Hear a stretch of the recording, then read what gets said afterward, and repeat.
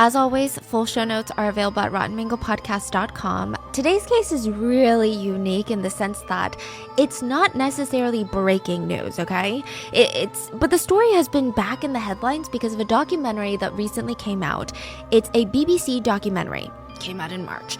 You can't even watch it outside of England right now without a VPN. So keep that in mind. And I'm telling you, this documentary is controversial for so many reasons. I mean, 25 million reasons.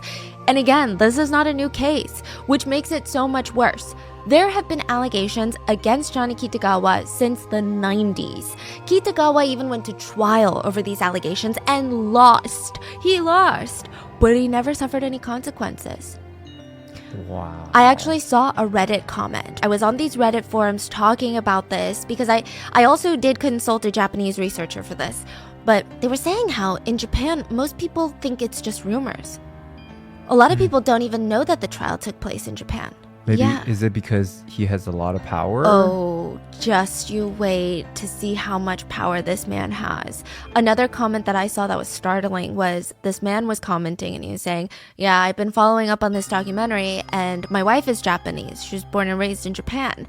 And I told her about this documentary that came out and she said, you know, you can't believe everything you see online.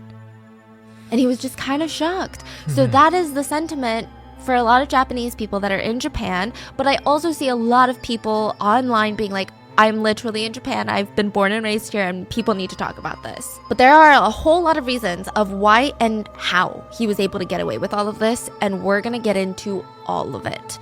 But quick disclaimer, there is heavy discussion about relations with minors, and in this case, we're focusing on a man that targeted male victims.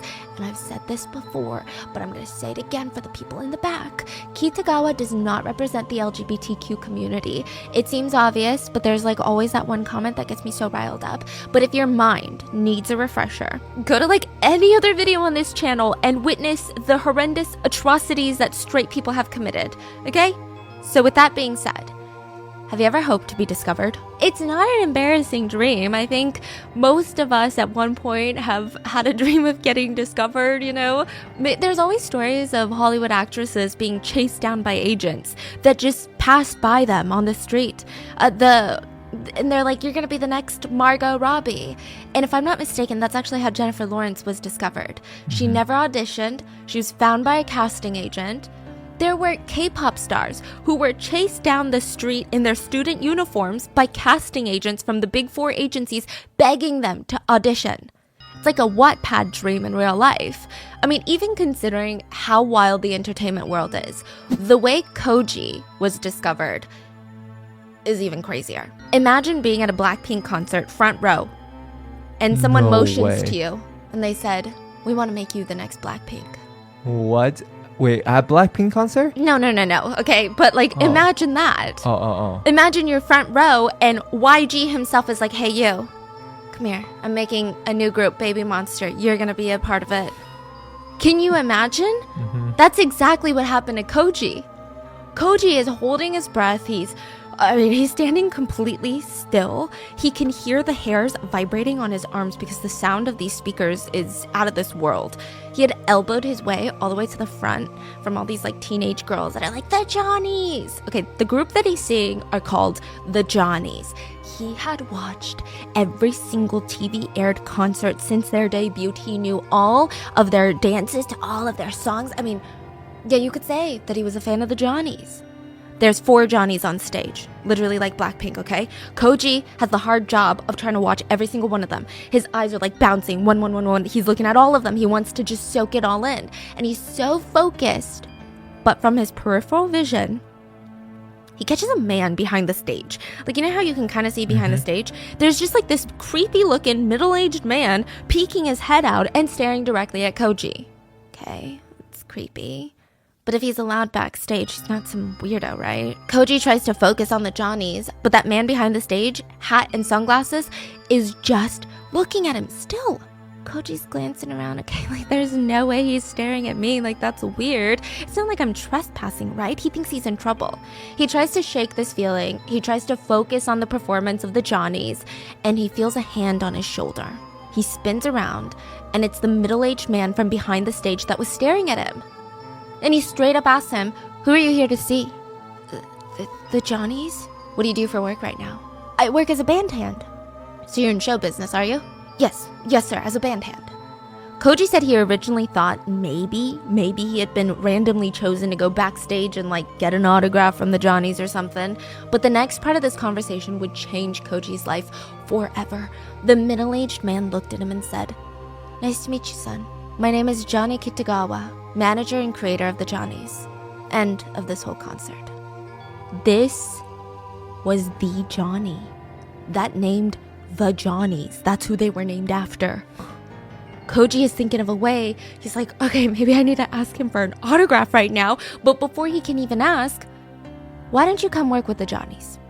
We always need extra band hands. What do you think? I'll look after you.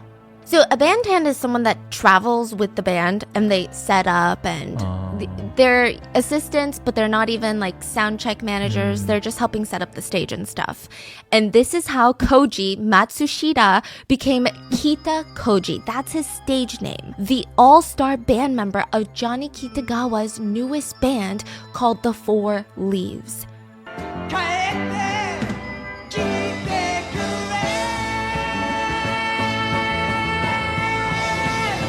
Koji would have everything that he dreamed of. Wait, so what happened? He became a... what did he become? He became a band hand, but he started as a trainee at JNA, and he became the newest member of the biggest group of JNA at the time. Oh, so he became also a celebrity, a star. An idol. He became an idol. Literally just discovered front row at a concert. Can you imagine? Wow. And this guy has no background like that. He grew up in a fishing village. He has no money. He works at a factory. And now he's the one on stage, dancing, singing in front of thousands of people. He was a literal star. But he was also Johnny's newest victim. Johnny Kitagawa was the CEO and founder of Johnny & Associates, Japan's biggest J-pop management company. So think YG, SM, JYP, Big Hit, or Hype. And he was also a prolific predator. He assaulted countless idol trainees for more than 50 years. Koji had no idea that he was making a deal with the devil. He wouldn't even know until it was too late. He had entered into the devil's den. That's how he describes it. And sure, he's training under this massive company and he would debut as one of the biggest boy bands. But behind all of that, there were these really, really dark things that were just going on behind the scenes. After Koji retired, he wrote a book on everything that happened to him. He dedicated a page to call it His Public Warning, a cry to all the other trainees and idols at JNA Agency. He detailed all of the assaults that he endured under the mentorship of what many consider a predator. And once this book comes out, the floodgates open. Allegation after allegation starts flooding out against the godfather of J-pop. One victim stated, "I wish I could forget what happened. I wish I could." He once visited me when I was at home with my parents. My parents put his air mattress in the same room as mine. That night, he placed my private parts in his mouth. You wouldn't believe it. My parents were sleeping in the next room. Another victim said, Mr. Johnny liked to yell from the bottom of his lungs to call someone. Usually it'd be like, "You, come here." And then you'd have to go to the dormitory restaurant, eat with him. And the next time he'd say to a boy, "You, get in bed." That was the one you really didn't want to hear. Another one stated, when I was lying in my bed, he suddenly burst into the dorms. And I was alone, there was no one else in the bed. He slid in beside me, and I thought he was holding something strange. He took it and rubbed it on my private parts. It was like a sticky lotion. Then he continued to assault me. Full essay. I was scared, so I didn't turn my head to look. And it just really hurt. It hurt really badly. And afterwards he asked me, "Do you want something?" I said, I don't want anything. He said, "You definitely want something, I'm sure of it." I said, No. In the morning, I woke up and there was $500, which was placed next to my bed. Mr. Kitagawa also awarded another trainee who lived in the same dorm, but he was known as the Star Maker. He could make an idol out of thin air. He could turn anybody into a star. He could make the world fall in love with you, but he would take your soul first. A lot of celebrities are accused of selling their souls for fame, making a deal with the devil. To many people, Johnny Kitagawa was the devil, but he didn't make any deals. He was so powerful, he could just take your soul if that's what he wanted, and there was nothing that you could do about it. So let's talk about J&A. It is often dubbed the boy band factory, and it is founded and run by Johnny Kitagawa. Johnny Kitagawa's parents had immigrated from Japan to the US before the US banned all immigration from Japan. Love the anti-Asian sentiment, okay? Johnny was actually born in LA. Yeah, he was born in LA a decade before the start of World War II. So he's born, and California is a great place to be now as an Asian American. Back then, it was not a good place to be.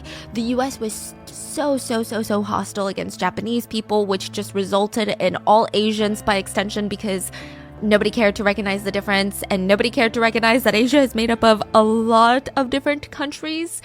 It was pretty rough for the Kitagawa family. Johnny had 2 older siblings, and they all probably suffered some form of discrimination and racism growing up. So the whole family, when Johnny's like 10, get deported back to Japan. The government is like, we want everyone out of here. Yeah, this is 1 year before the US starts putting Japanese Americans into concentration camps. So they narrowly avoided this. But it doesn't seem like it gets better for Johnny in Japan.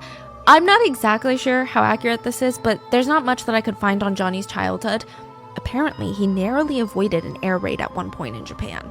So the guy is just like going through a war, and this world war is heavily impacting him. When he's 16, war is over. The family moved back to LA, and LA is just not what you think it is today. It's not big, it's not diverse. It was still predominantly dominated by white people who had a lot of Asian hate left over from the war. Like, what's new? I get it, like people lost family members and friends in the war, but they took it out on their Asian neighbors who were also American-born citizens. So it's like, what's going on? Where's the common sense? It is not in this room. So Johnny spent most of his time in a place called Little Tokyo in LA. It's like a small area near downtown that's got a lot of Japanese shops, restaurants, grocery stores, and it's just a way for Johnny to shield himself from the hate. He freaking loved it in Little Tokyo. He would hang out there every single day, and he loved going to the theater, he loved watching movies, and he just had a thing for show business from the get-go. Like, he loved it. He starts translating for shows that are coming into town, so if there was like a Japanese singer that would come into Little Tokyo, he would offer to translate for free. Japanese singers would come and tour LA. He would be like, yes, on the front lines, like I can speak both languages fluently. And it was a pretty lucrative career path. Somehow this leads to him flying back to Tokyo and translating professionally for the US Embassy in Tokyo. We just know that he was translating until he was about 26 years old. That was like his main career. And he was bored out of his freaking mind. It is the US Embassy. He's a low security clearance translator. I'm sure most of the conversations that he's translating aren't even that juicy. They're not even privileged information between the two countries. It's just like this person lost their passport. And in Tokyo, he decides to coach a middle school baseball team.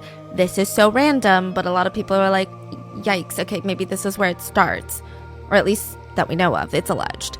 I don't know if he was good at baseball. I couldn't find anything in his childhood that indicated he was a baseball fanatic, that he played baseball, but he knew the rules of baseball. So I don't know.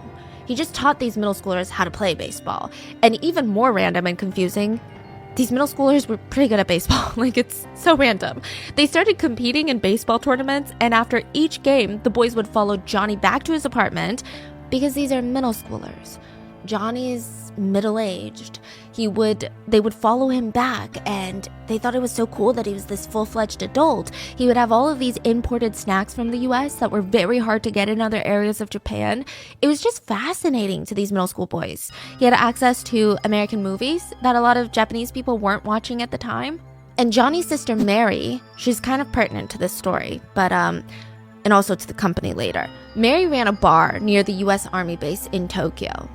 So Johnny would take the boys there, which again, imagine being a middle schooler being taken to a bar. Like, this is the coolest thing that could ever happen to you. Of course you're gonna go.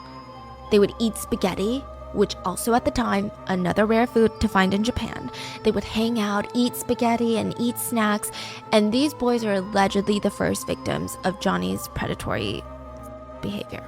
You know how every company has like an origin story? Like, oh, the founder was in his mom's basement. You know the ones? Johnny and Associates, the biggest J-pop agency at the time, has a strange origin story. The story starts with a play called West Side Story. Side note, this is at a time where most plays did not have people singing and dancing. Like most plays were people just acting. It was just straight theater. And it said that singing and dancing plays were popularized by African Americans. And it's entirely possible that the emerging African American music culture had this huge influence on Johnny, considering he was super into jazz and dance. So, which they never get credit for that. But anyway.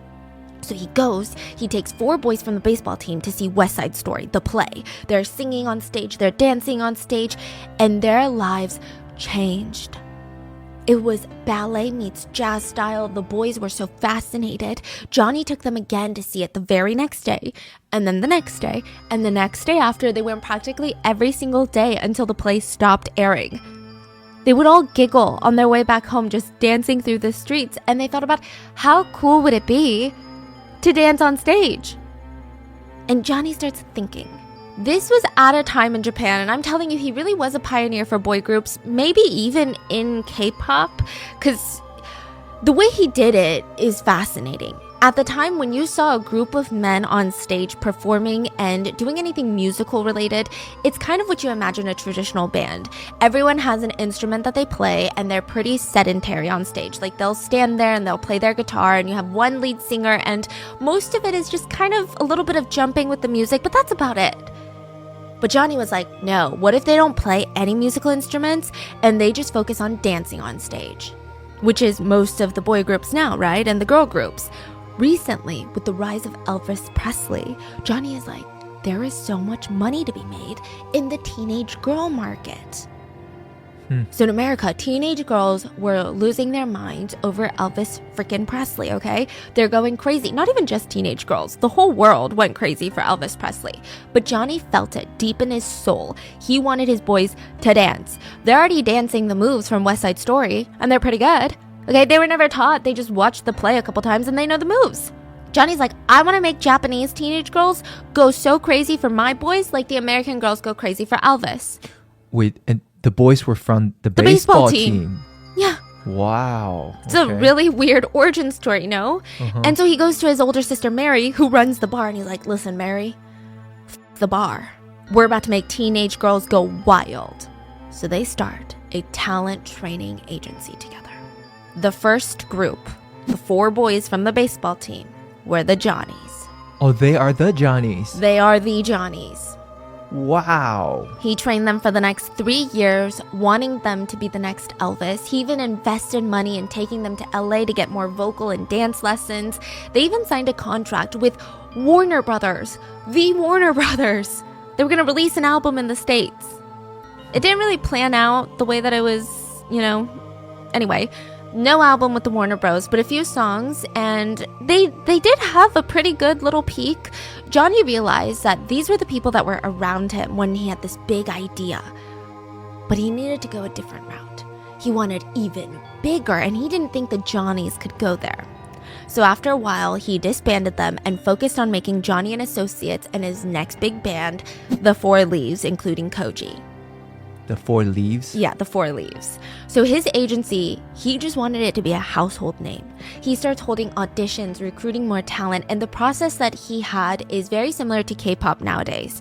So you want to debut with JNA? Here's how it works. I've talked about this before if you guys follow us on YouTube, but before I met my fiance, I went through a phase in my life where I struggled with debt, okay? I had credit card debt and I was so stressed out by it that I thought I could shove all of that into the closet, and if I don't look at it, it doesn't exist, right? It only made the problem worse, I tell you. It only made it worse because, yeah, duh. But I guess I just didn't even know where to start. It was such a painful process for me, and it doesn't have to be for you. I wish there was a better solution back then for me. But if you're in that place right now, let me tell you, PDS Debt. PDS Debt has customized 0% interest options for anyone struggling with credit cards, personal loans, collections, or medical bills. If you're making payments every month on your debt and your balances aren't going down, this program is for you. PDS Debt rolls all of your payments into one low 0% interest monthly payment. And everyone with over $10,000 or more in debt qualifies. Their There's no minimum credit score required, bad and fair credit accepted. Like, where was PDS debt years ago? Because this would have truly made my life so much less stressful. You can save thousands in interest and fees and pay off your debt in a fraction of the time. And like, look, little tip from me, ignoring it does not make it go away. In fact, when I first started tackling the problem, it felt so good and empowering. And right now, with rising interest rates and high cost of living, it's the time to finally take that initiative. So stop waiting and start saving with your own custom debt savings options from PDS Debt. PDS Debt is offering free debt analysis to our listeners just for completing the quick and easy debt assessment at pdsdebt.com/mango. That's pdsdebt.com/mango. Take back your financial freedom today by visiting pdsdebt.com/mango. First of all, you gotta be a boy. They only do boys. I don't know if that's changed, but yeah, they've only do boys. You have to send in an application. You have to attach a photo with your face and a full body shot because, that's what being an idol is all about. It's your visuals.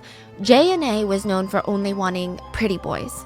That was kind of their aesthetic. And I mean, this part isn't that crazy. Like, even in K-pop, every agency kind of has an overall aesthetic that they go for, and you can see that in all of their trainees. But second, if your resume is approved, you're going to be called in for an audition. Most of the people at these auditions would be 12 to 15-year-old boys. Hundreds of them would be lined out the door. These are already the boys that pass the audition process or the resume process. Then they go in with these groups in front of a panel of judges, and they do a dance, they do a song. And Johnny was on the panel at every audition. He was known for being very harsh and very decisive. He said that he could take one look at a face and figure out if they could be a star or not. That's it, just one glance. That's all it took. Sometimes, out of 100 of boys, like 200 boys at audition, only 2 would become trainees. And not every trainee debuted. The rest were rejected. Then the next step would be training, and the ones that passed would be entered into JNA as trainees. They would have to move into the JNA dorms with other trainees, and they're not just trained in voice and dancing, which are the most important, but acting and PR training, media training, everything. It said that Johnny was very involved during this part of the process. He is so particular about his trainees. He would practically mentor over them for every little thing. The trainees were told, you are not allowed to have your own life. You're not allowed to have your own thoughts. You're not allowed to have your own social media. We control every aspect of your image. If you thought K-pop was bad, the way that Johnny ran, insane. He's basically telling them, you are a commodity of my business, so you don't get to have your own identity. You are whoever I say you are. If I say you like sweets and you're a sweet boy, you like sweets and you're a sweet boy. Everything they did, everything they said was so heavily monitored. It was really crazy. He would personally mentor each trainee and try to give them opportunities to work, as backup dancers, appear in TV or in magazines. But ultimately, that's just if he liked you. Every trainee would be forever stuck in this limbo period unless he made the decision that you could debut. Johnny was the only person that could make that decision to give these trainees an actual career. Keep this in mind. After debut, Johnny is way less involved, but the idols would shift into this very strict manager and PR world and enter the life of an idol. Johnny and Associates was basically a boy band factory. Again, this is when this stuff is so rare. Boy bands back then were instrumental. They were all about the instruments and the drums and the guitar. But now you're talking about a bunch of boys, teenage boys, that are just dancing on stage. This was a completely new concept back then.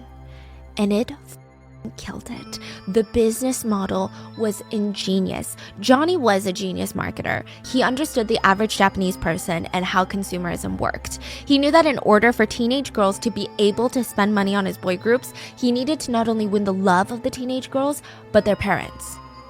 He's like, no mom is gonna sit there and be like, yes, my daughter, please go crazy over this half-naked man on TV.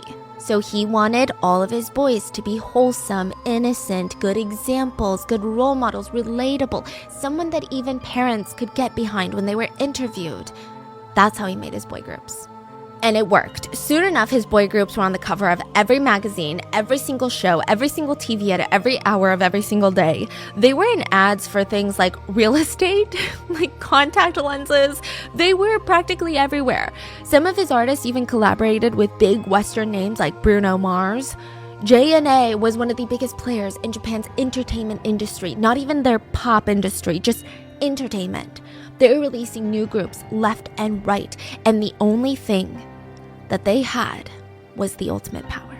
Not just a little bit of power, not just a little bit of money, ultimate power. So, fun fact, Johnny did not let anyone use the idols' photos without explicit permission from him. The idols were not caught outside by paparazzi. The idols were not allowed to post on social media. Photos weren't allowed to be used in newspapers or in print or even online. Even JNA's own website didn't have pictures of their idols until 2011. Wait, why? He wanted full control of photos and how they get used. He would sue people if they used any of his idols' photos without explicit permission. When it came to music, Johnny owned the rights and masters to every single song that was ever created by any of the idols, ever. Johnny personally has control over the idols' image, their public image, public perception, and their literal image, like literal photos. If anyone wanted to use a song, they would have to get permission from Johnny himself. He controlled everything, which I know what you're thinking, that's freaking annoying. Why would anyone want to work with Johnny? The public loves Johnny's idols. So all of these newspapers, these magazines, these TV shows, they are begging for Johnny's permission because they will get views. They will get revenue because people will tune in as long as Johnny's idols are in their media. He could control basically every magazine, every newspaper, every TV station, everyone, because all of his boys were the it boys. And one of those boys was Koji. Koji has a really, really strong inspirational origin story. He grew up in a fishing village where everyone would scoff at him because, if you tell anyone from a small town that you want to be an idol one day, they're just gonna laugh at you, okay? Koji's parents could barely afford food. They're like, you're gonna be an idol? You can't even afford anything but rice right now. When it was really bad, his whole family gathered around a table of just rice and beans. And if you think about the way that a lot of Asians eat in general, it's a lot of like family sharing. So just to have rice and beans on the table, it's pretty dire financial situations. I think as a kid, Koji starts dreaming up all of these ways of making it big. He thought, you know what, I'm gonna be an Olympian. That was his first dream. Olympic champion. His dream was to get a gold medal and represent Japan and make his parents proud. That was his ticket out of poverty. It's not a random dream. He actually was pretty good at gymnastics, but being an Olympian is very, very expensive. He did not have the proper gym, trainers, coaches. He's good, but there's no way he's gonna go up against the best of the best athletes with world-class training behind them. He just had to come to terms with it. It's really hard to be an Olympian when you're broke. And life is very unforgiving. So by the time that he's 15, he ends up dropping out of high school and he's trying to support his parents. This is where his dreams of becoming an idol start. He grows up very fast. He tries taking all these odd jobs in the fishing village, but he decides, I need to go to Osaka, get into a factory, and send money back home because I'm not making good income. This is where he gets exposed to the idol world. It's a bit random, but a lot of these factories, the workers would live in dorms, and they would have this little common room with a TV, and you could eat like ramen and stuff. He and his roommate were the two teenagers. That's it. Everyone else was like middle-aged men working in this factory. And I guess they felt bad for the two teenage boys. So every time the two teenage boys came in, the TV, at the time they only had like 10 channels, and they watched the news. So they'd be like, oh, poor kids. Okay, let's turn on, I don't know, what do young people like? And they would turn on a random show, and it would always be idols dancing and singing, and Koji would get so into it, he would literally drop everything, go directly in front of the TV and dance along, and these old men would just be watching and clapping, and they would try to dance along too. It was like really cute, okay? But Koji was the Johnny's biggest freaking fan, okay? This is before they were disbanded, and they were Johnny's only boy band at the time. Which, side note, Johnny's is now used to refer to any of Johnny Kitagawa's idols. Okay. So you're like a junior Johnny if you're a trainee at JNA, and then you could be like, oh, that's a Johnny. It's just a term for they work for JNA. Anyway, Koji freaking loved it. It was the highlight of his day. Koji would go to sleep at night dreaming of his life if he were an idol. His friend was a bit more realistic, and he just had fun dancing and singing. He never thought that he could ever go on stage. So Koji slowly transitions from working at this iron factory to being a band hand. Someone that travels with the band, helps them set up, like an assist, right? And it's a freaking rough job. It is not glamorous. At least for Koji it wasn't. He doesn't get paid well. He has to travel with the band in the cargo car. So he's just sitting on this cold metal floor of the van, bopping his head on the roof, and there's like guitars slamming into him, drum sets slamming into him. It was just miserable.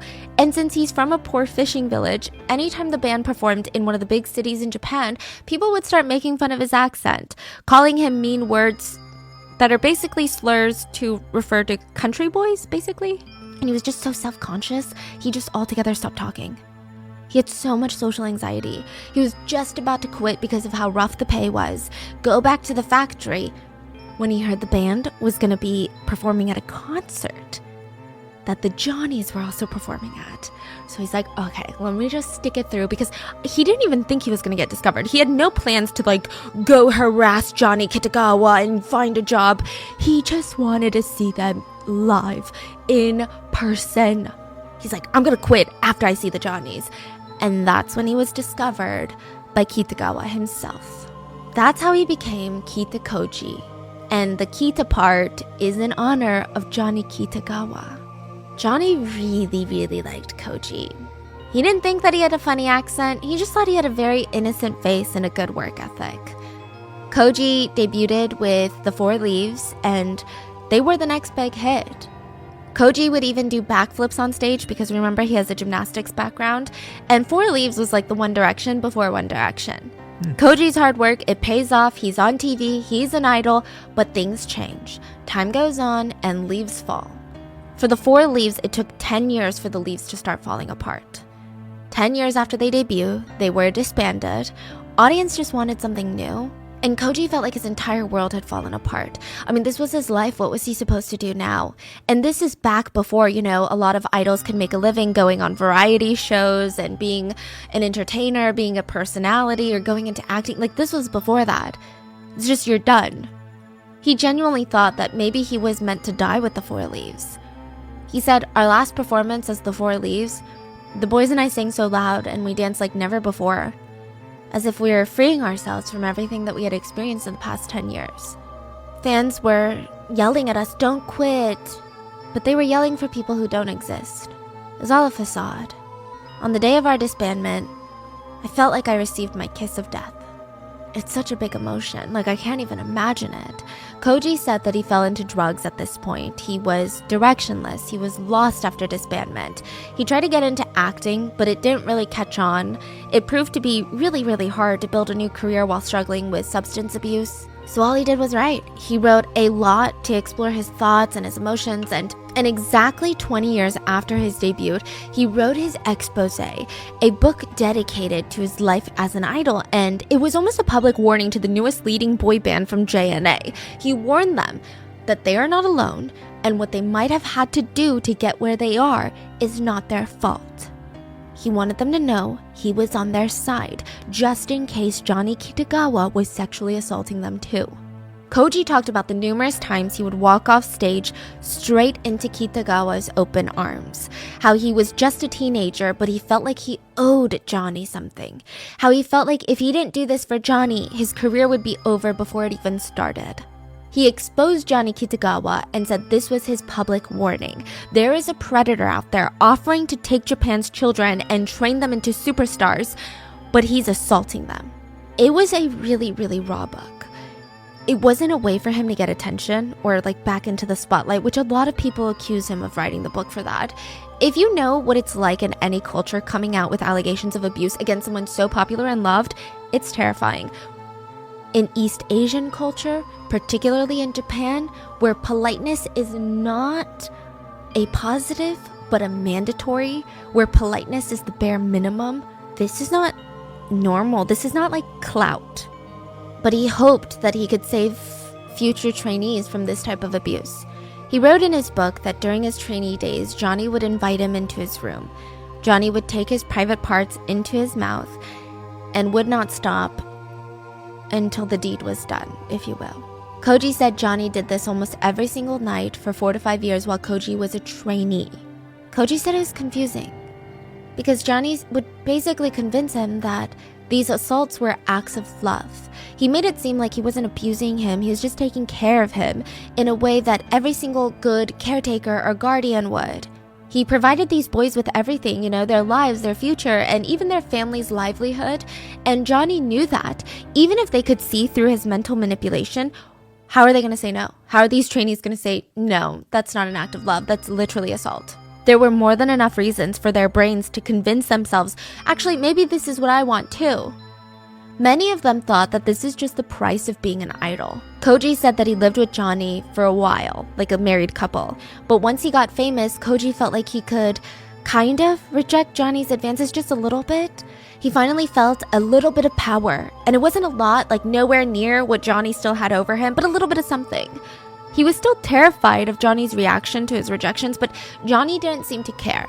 Koji said that he just moved on to younger trainee idols. Koji said this was one of the big reasons that he turned to drugs in the first place. He thought that if the sexual assault during his trainee days was indeed love, it was just the admission price to his dream life. He just thought, this is what I have to pay. And maybe it's worth it if my parents don't struggle anymore. So he convinces himself this, and once he debuts as an idol, he's like, oh, okay, this is what I worked so hard for. And maybe it was worth it, and I'm just so busy. So he's busy with his schedule and everything that he had as an idol. He didn't think too much into it. He tried not to. He just distracted himself. But once the band disbanded, he was left alone with his thoughts, and he was just so torn. Side note, this is a thing that happens frequently when someone is assaulted before they've matured or mentally developed. They might believe that it's not assault, especially if they've been groomed. But a lot of times, these kids will turn into adults and realize that the thoughts of having any similar relations with minors make someone to gag. They start realizing that what they experience is not love, it's not parental love, it's not big brother love. They realize it's straight up assault. Like, as an adult, they can never imagine doing that, and that's when it slowly dawns on them that they were groomed. That's most likely what happened to Koji. So he releases this book, and it does pave the way for a lot of other victims to come forward with their experiences. But overall, everything is just swept under the rug. And it's not because there's no substance behind these claims, but because JNA has such a strong grip over the media. They are a huge mega corporation at this point. If anyone was going to release any information about these allegations, JNA would cut them off from their idols. And without these idols, these news publications, newspapers, magazines, TV stations, their revenue would be obliterated. Which is crazy because something as explosive as allegations of predatory behavior from one of the most powerful people in the entertainment industry, I mean, you would imagine that it's all over the news, right? So a lot of the public, they understandably thought, well, those are just rumors. If there was evidence, it would have been on like CNN. It would have been on all these big news stations. Some people went as far to claim that Koji was just looking for another moment in the spotlight. They chalked it up to him struggling with being irrelevant. Side note, I know there might be people like, well, oh my god, people always sleep with their bosses to make more money, and then they want to say something about the power imbalance later. Koji? Okay, first of all, that whole thinking is really messed up. But Koji wasn't even making idol money, okay? I just want to tell you, even now it's pretty common knowledge that idols, especially in J-pop, K-pop, they still give a pretty sizable chunk to their labels. But back then, Koji was making $1,000 a month. That is calculated with inflation. Near the end, when he was the peak of the peak, like imagine he is Blackpink, he's BTS, okay? Well, maybe not on like a global scale, but you get it. Like he was the top name in J-pop. He was making $17,000 a month, which is a lot, don't get me wrong. But can you imagine being Taylor Swift and making $17,000 a month?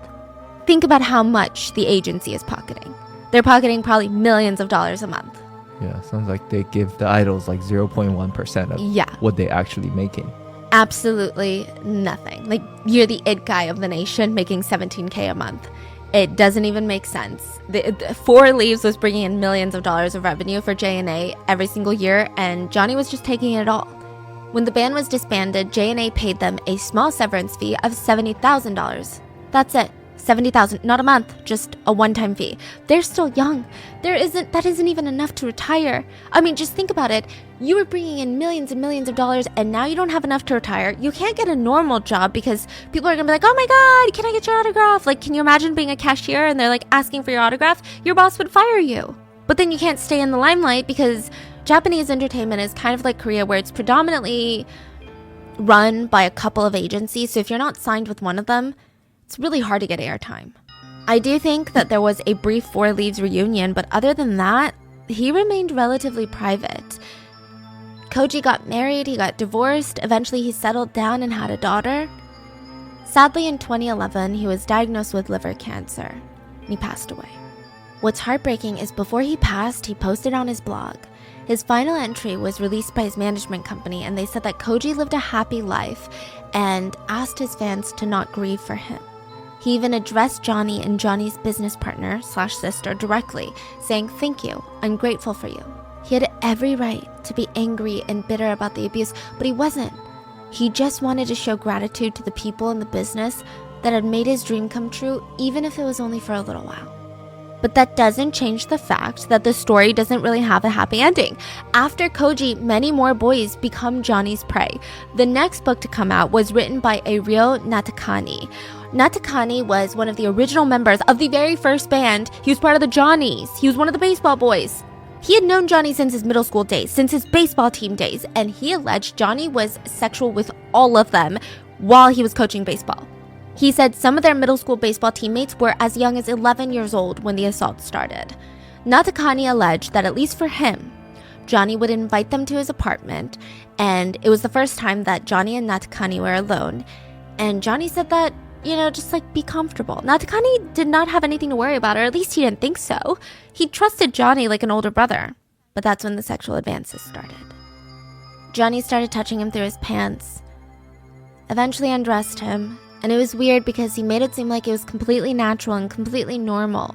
He would say things like, "Oh, if you do this, this feels good." And he just kept going until Natakani had finished. Natakani had no idea what the hell was going on. I mean, he's still so young. This was the first few years of being a teenager, and this is back in the 50s, where I don't know if they even had sex ed. They had no means of figuring it out. There was really no readily accessible internet where these young kids could realize what was going on. So he thought, okay, well maybe this is how people hang out. He went back to some of his baseball teammates and they said, the same thing happened to me too. Once they realized that Johnny had done this to all four of them, they thought, oh, well then for sure this is just a normal thing. Because it happened to all of us. I mean, it does feel strange, but maybe we're just young.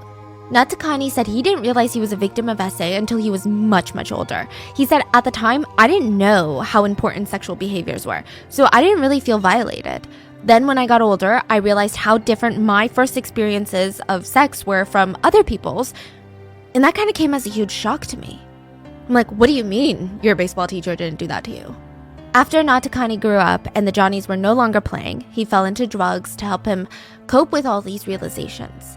And so now Koji and Natakani, two of the biggest names to come out of JNA at the time, they're coming out with these allegations. More and more boys start coming out, and side note, a lot of these boys chose to stay anonymous, keep that in mind, but one of them said, Mr. Johnny would call me. He would invite me to the dormitory to have dinner, and then he'd say, why don't you go to sleep?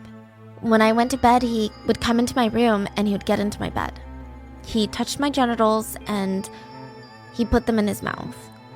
Then he would apply something slimy and start the penetrations.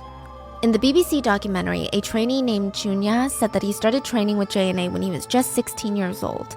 He trained for 6 years, but he never debuted. The BBC journalist asked him about his experience, and he said, Johnny's main job was scouting and developing talent. Johnny always came to my lessons, rehearsals, and the shows. He always came. He would always invite us to dinner and to the movies or for a drive.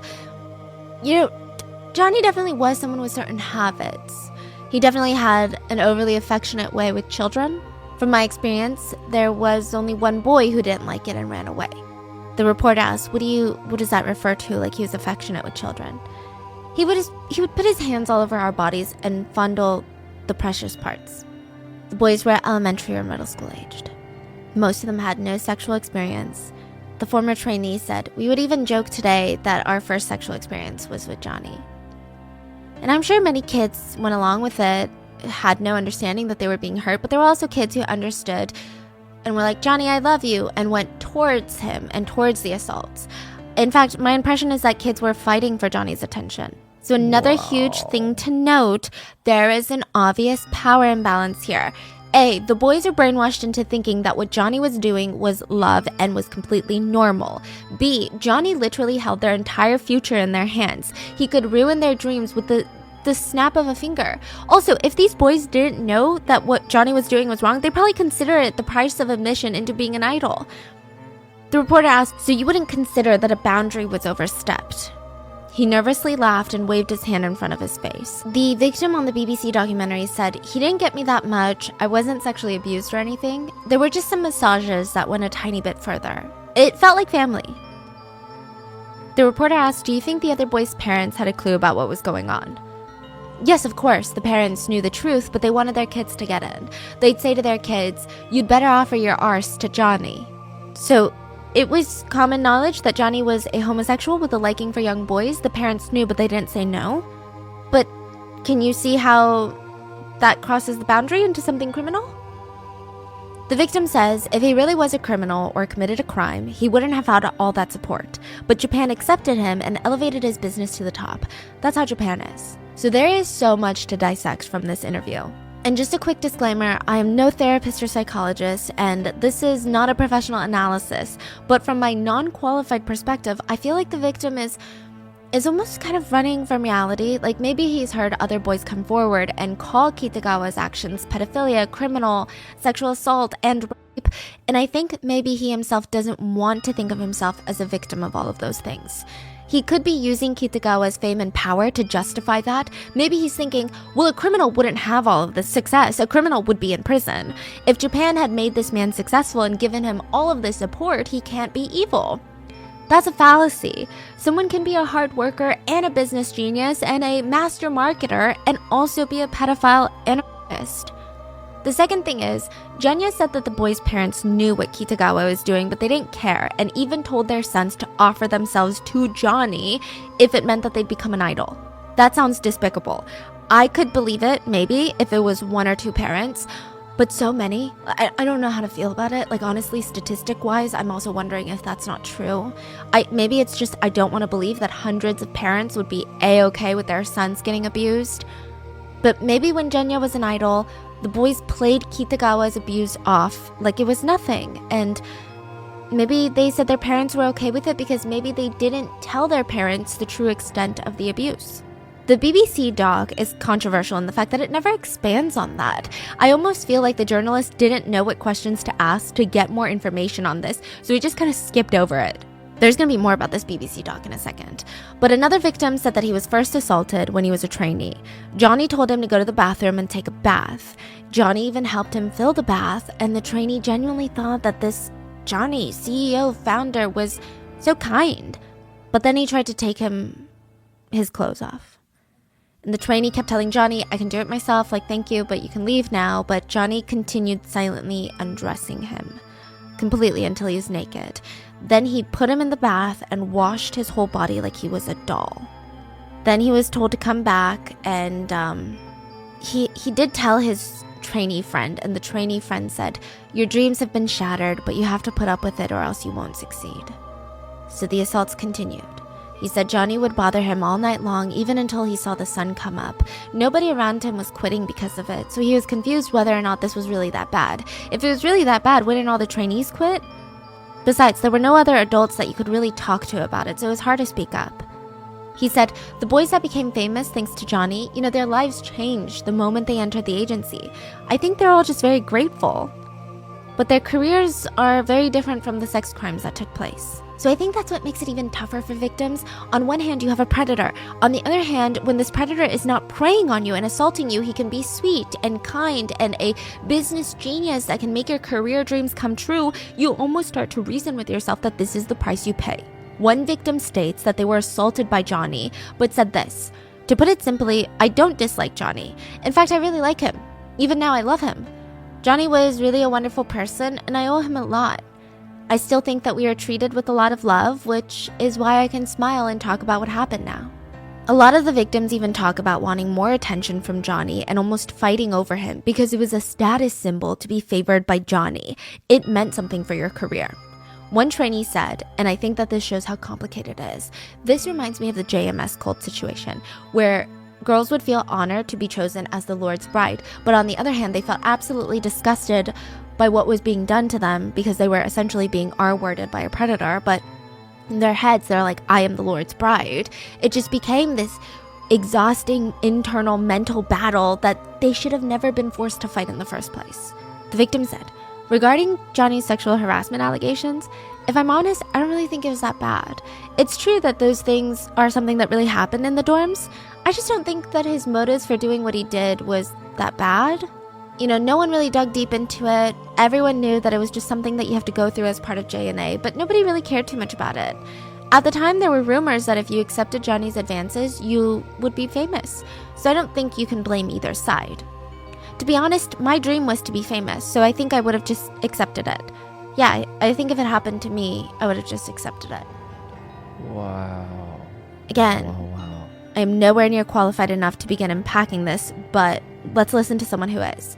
The BBC doc did interview Nabuki, a therapist who specializes in helping male survivors of sexual abuse. He gave off really calming vibes, and he just had this aura that was very, very peaceful. He said, it can be self-protection in some ways to deny that it was abuse. In order to survive, you don't want to fight the abuse. So rather than the painful, traumatic sexual abuse trauma, why not make it more fun and loving in your memory? And often abusers, they will use this very natural thing to their advantage.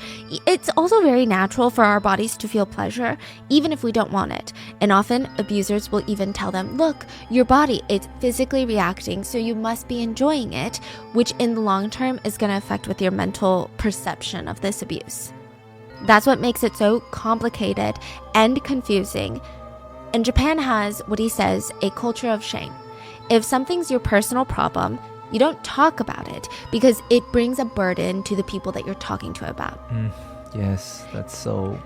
It's kind of a Korean thing as well. So any problem that you bring up to a group of people, you are now burdening them with this problem, because if they didn't know this problem existed, they would not be in a pickle where they have to think, what do we do now?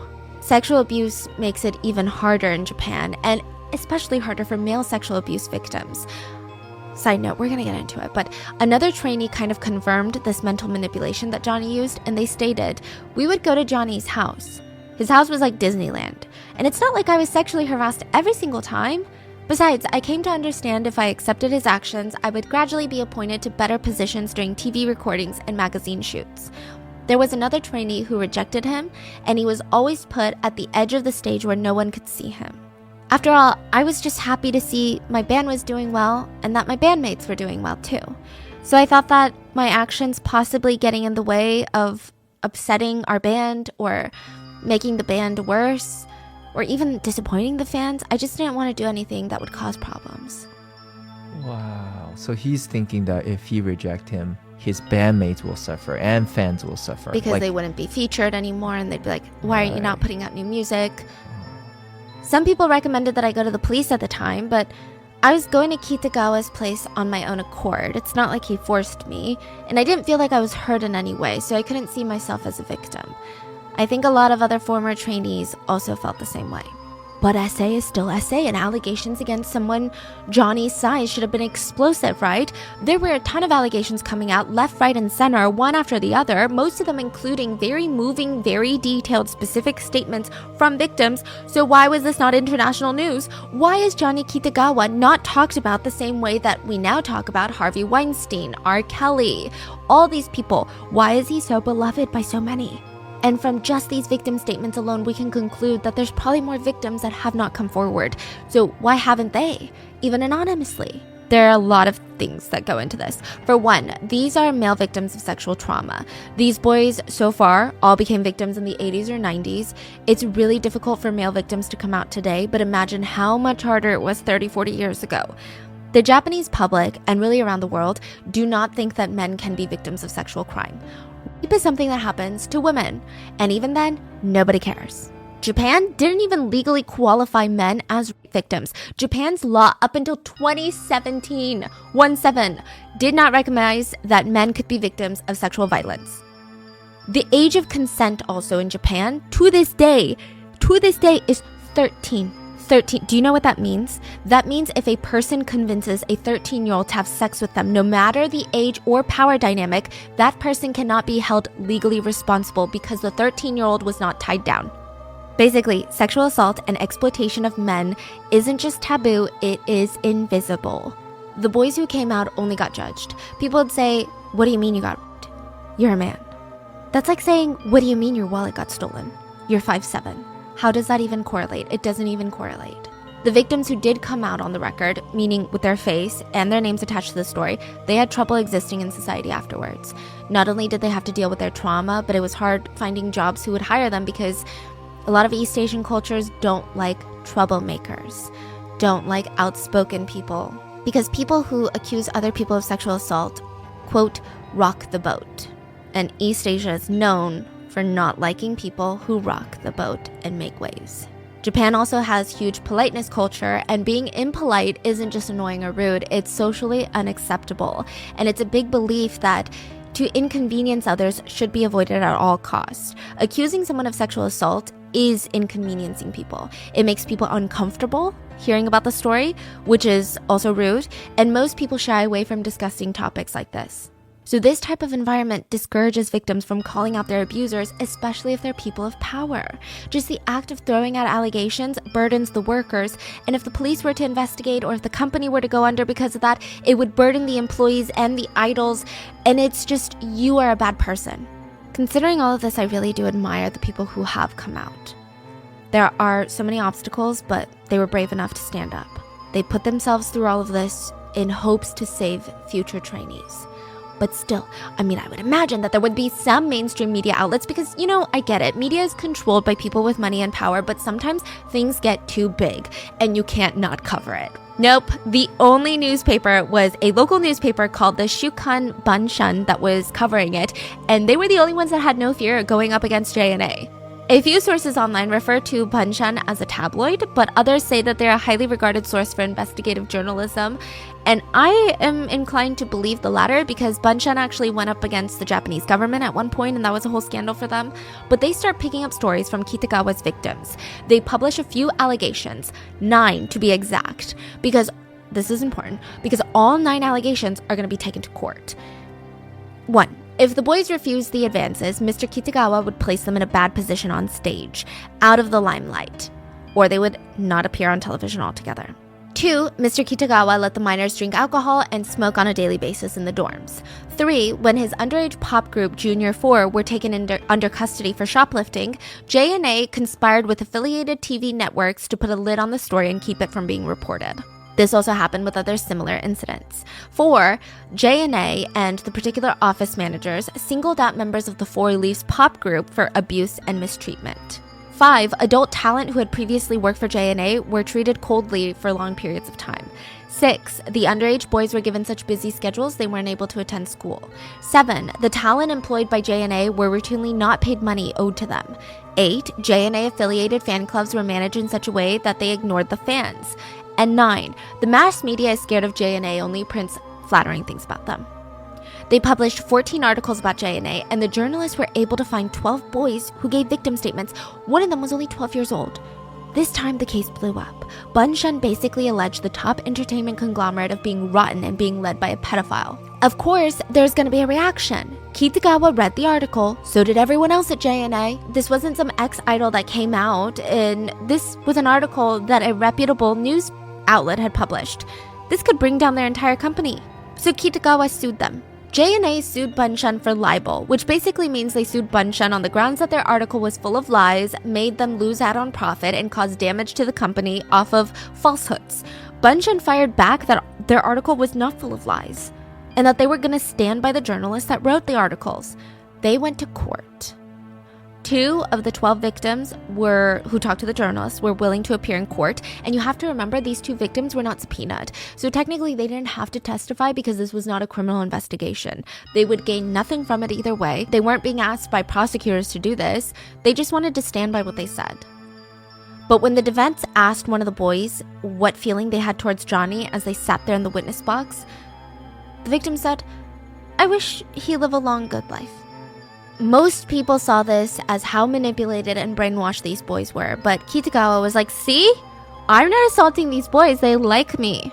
He denied everything in court. He said that the boys were lying and that this was affecting his personal image. He said that he couldn't sexually assault anyone because 20 years ago he had an operation on his private parts for a disease, and after that surgery he lost all sexual function. He submitted a medical certificate to prove this, but the certificate said nothing other than the fact that he had surgery.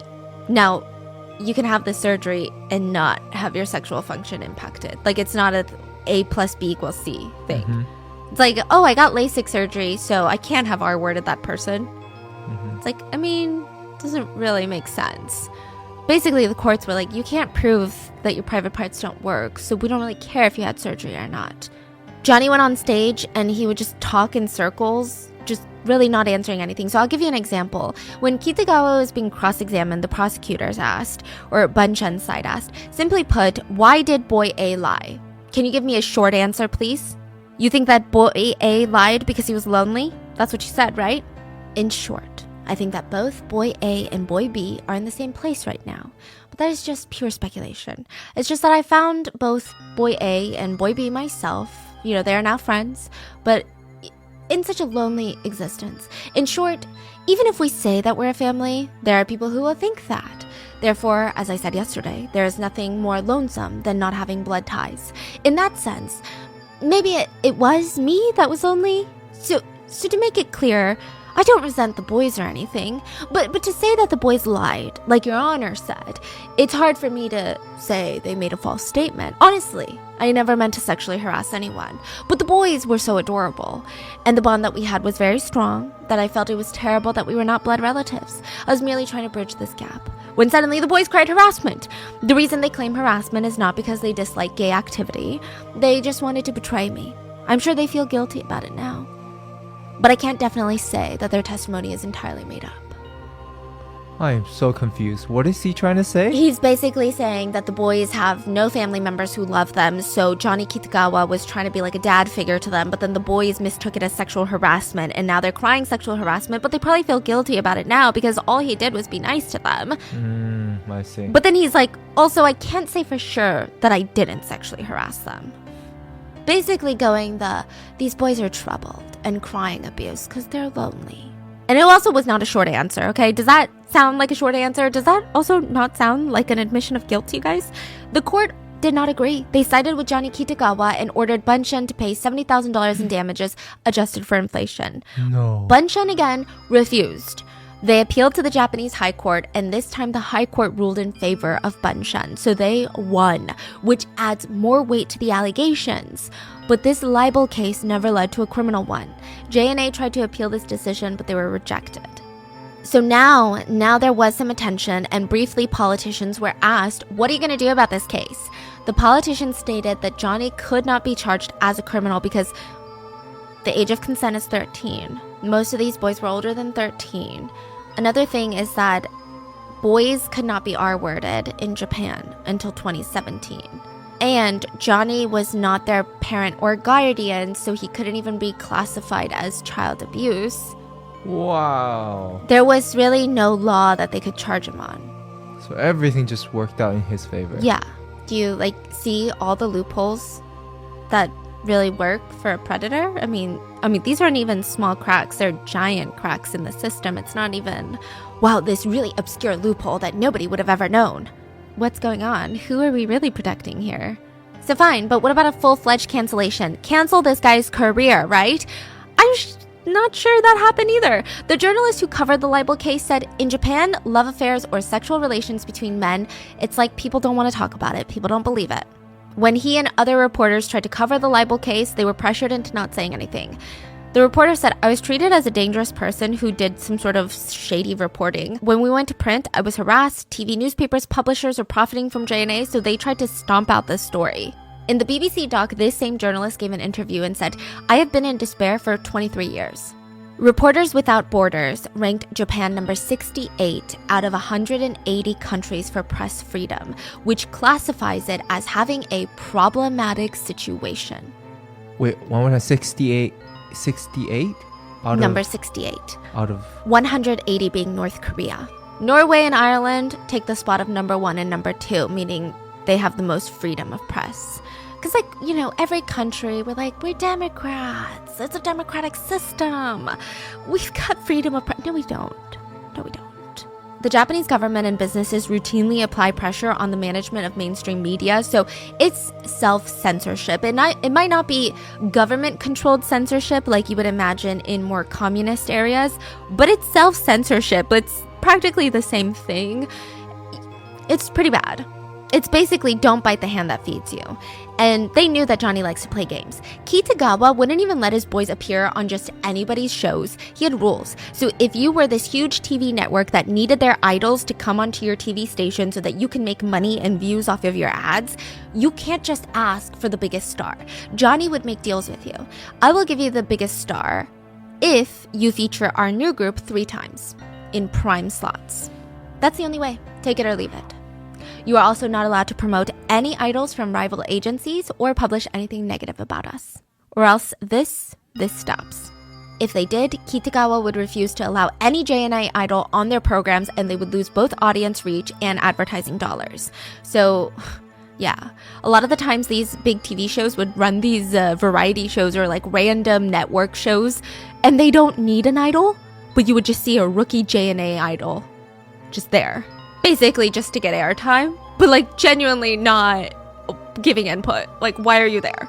It said if Johnny wanted an idol on that show, an idol would be on that show. So what does this all mean? This means JNA felt no effects from the libel case or the accusations, literally felt none of the heat. In fact, JNA only became more lucrative. Their bottom line was only getting greener.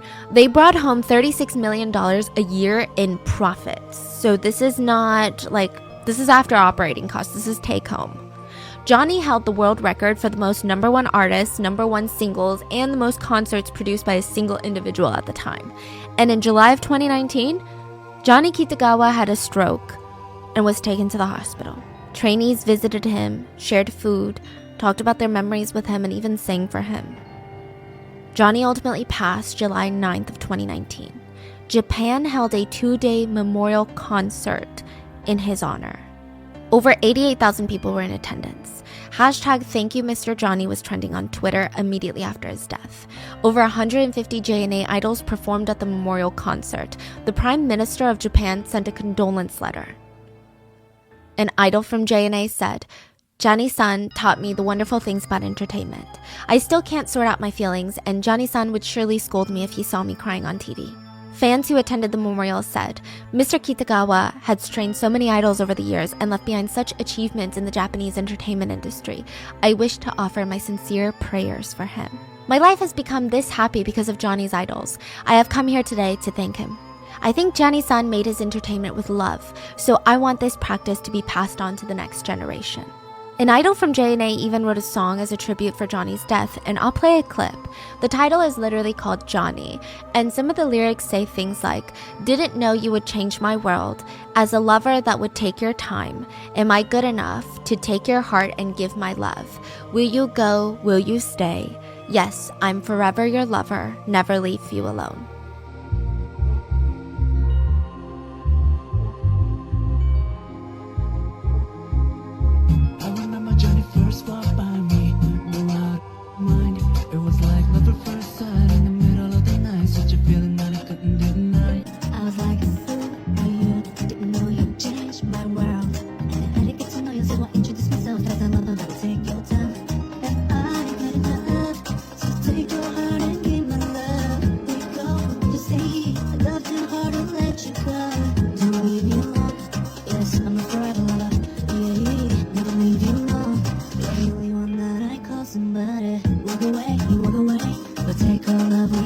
Again, we can't be sure that this idol wasn't just using a song he already had and titling it Johnny and paying tribute because of his death, but a lot of people outside the situation saw it as a very heartbreaking love story for a potential victim.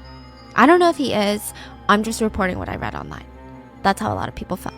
Speaking of, even after Johnny's death, a lot of idols that stated they were abused by Johnny still expressed condolences and grief for his passing. They showed gratitude for what he had done with their lives. I mean, this has got to be the most complicated feeling that someone can feel. I think, again, like in the Japanese culture, at the end of the day, someone has passed. So one big thing that exists in, I don't want to just say Japanese culture because I can see a lot of it in Korean culture as well, being a Korean American, but there is a really big thing of like, let's just not speak ill of the dead. You know, he already died, why bring it up? But it's kind of confusing because the victims are not dead. Like, you can't just bury everything, all the bad things someone has done just because they passed and then just try to remember them in a good light. After Kitagawa's death, the control of JNA was passed down to his niece. So her mother, Mary, is Kitagawa's sister and co-founder of JNA. She was in her late 80s, so she couldn't take over, so her daughter did. Her name is Julie Fujishima. She has been working for JNA for 15 years, and in response to the resurgence of the allegations with the BBC doc, she said, "Since the death of our former representative in 2019, we are working to establish highly transparent organizational structures, adapting to the times in compliance with laws, regulations, and strengthened governance with impartial experts." Every major news outlet covered Kitagawa's death, but almost none of them talked about his allegations. Journalists who were covering the memorial concert said, "I was one of the people who assumed that when Kitagawa died, the dam would finally break. I assumed that there would be a flood of revelations now that he no longer had his hold over the media. When I asked about the lack of conversation, I was told, the Japanese don't like to speak ill of the dead." I find that a very unconvincing response. This wasn't somebody's grandfather. This was a very powerful person and somebody who is also a public figure. I think the media hid behind that excuse, that cultural taboo, because it was uncomfortable in many ways. They refused to say what everybody knew. Another thing, I see a lot of commentators online and a lot of them are stans of idols, and look, that is not a group that I want to mess with. But I just want to say, I don't think anyone wants anything to harm JNA's idols. No one wants to boycott JNA. No one wants to take down JNA. No one wants to take down the company and then the idols are left with nothing. Nobody wants that. I think more now, especially the fact that Johnny Kitagawa has since passed, I think people just want to understand the full extent of what happened so that the victims maybe can get closure, can get some sort of even payout, because I don't think money solves anything, but they were already, like, think about it. You don't think it could solve a little bit of something, at least, even symbolically? And to also learn how to prevent this from happening to the next generation, like, I think that's just what people want. I don't think people want JNA to go down. I don't even think they wanted JNA to go down when Johnny was around. I mean, maybe he would step down and someone else would run it, even if it was his niece. No one wanted. No one's sitting here like, take down the idols. No one's doing that. It's literally protect idols and future idols. But it's been a bit of a mess. Even the BBC documentary is super controversial. I do think that they would have highly benefited from having a Japanese reporter, someone that knows the cultural significance of everything, someone who could relate to the pressures that the victims faced. The interviews felt very journalist-led instead of participant-led. And the journalist didn't feel as understanding as I thought that he could have been. The tone that the reporter had throughout was, at least to me, felt very, I don't understand why this is happening, so therefore this shouldn't be happening in this world. When it should have been, I don't understand why this is happening, so please help us see whatever I'm not seeing. Help me see a cultural difference. Maybe that's it. Like, help me understand. Yeah, it's a lot more complex than you make it. Yeah, it's a lot more complex than like, well, we don't hate Johnny, and some of us actually wanted Johnny's attention. And the reporter is just like, that doesn't make sense. But it's like, no, but it's really complicated, okay? Like, so complicated. There's just so much. The documentary has also gotten a bit of pushback because it feels like trauma tourism. Like, oh, look what's going on in this country that's not ours, guys. They're crazy over there. Don't you feel better about being here? Kind of felt like that without bringing in the cultural aspect. It just felt very, you know, it feels like when people are like, the dark sides of K-pop, but they do it in a way that feels very much like, good thing we don't have that in Hollywood. When it's like, yeah, you do. You freaking do. But on the bright side, the documentary did spark a lot of international conversation, though I don't think that you can even view this documentary in Japan. And actually, a lot of Japanese netizens were not happy with this documentary. They commented, "It's a story of the past, so why bring it up now?" And I saw another comment that said, "This is very rude towards the dead." Nakamura, the journalist who covered the initial libel case, the one that he said was mourning for 23 years, responded to that comment and said, "Then what are you gonna do when your human rights are threatened?" Someone else clapped back. "Considering the mental pain of Johnny's talents, it's difficult for fans to know how to react correctly. I want to know the truth, but if the fans make too much noise, it'll have a negative impact on the activities of the talents who are just doing their best." Which I get it, but again, no one is going after the idols.